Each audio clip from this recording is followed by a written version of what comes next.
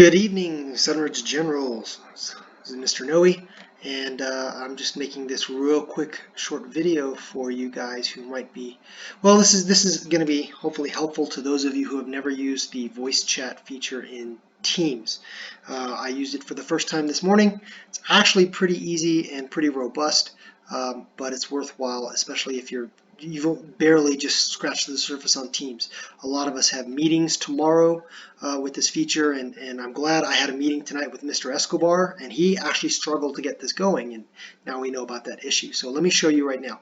So one, you're going to want to be logged in through your browser. There is an app on your phone. I haven't messed with that too much, but do this in your browser. It's the easiest way to do it, right? And be logged into your Outlook account. As soon as you're logged into your Outlook account, Teams will log you in automatically. Just go to teams.microsoft.com and it'll connect to the system via your Outlook account.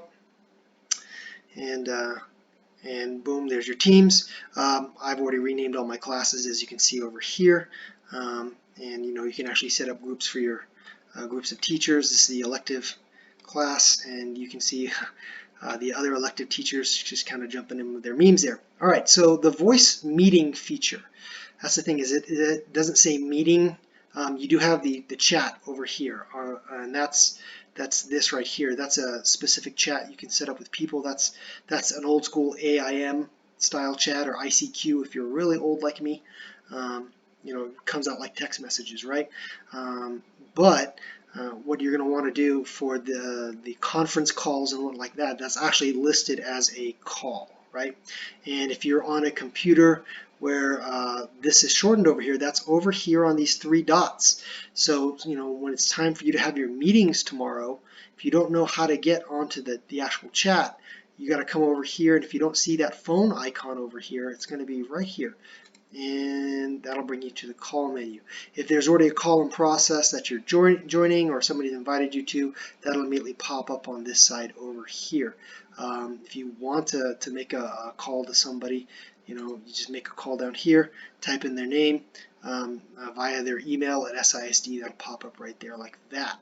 All right, so we struggled with that today. So one of the reasons there was a struggle is that Mr. Escobar uses a Macintosh, uses a MacBook, and that option is not there if you are looking at Teams through Safari. So if you're using Safari, apparently the call option does not appear.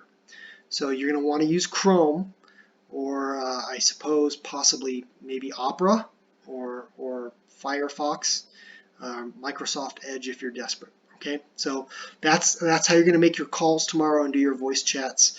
Just understand that it might vanish, and in which case it'll be in the three dots and it'll appear over here. You don't have to have your camera turned on. You can just use the voice side. Just make sure your microphone and your speakers are turned on. And then another thing that came up in the meeting today is unlike, say, Zoom or some other chat apps like Discord, it's not push to talk. When you turn your microphone on, it stays on until you click it off again. And so if you talk and then you don't turn your microphone off, all the ambient noise from your microphone will fill up the chat.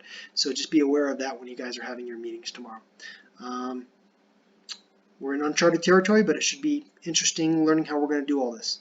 So hopefully this was helpful if you've never used this feature before, and you'll get your first shot tomorrow.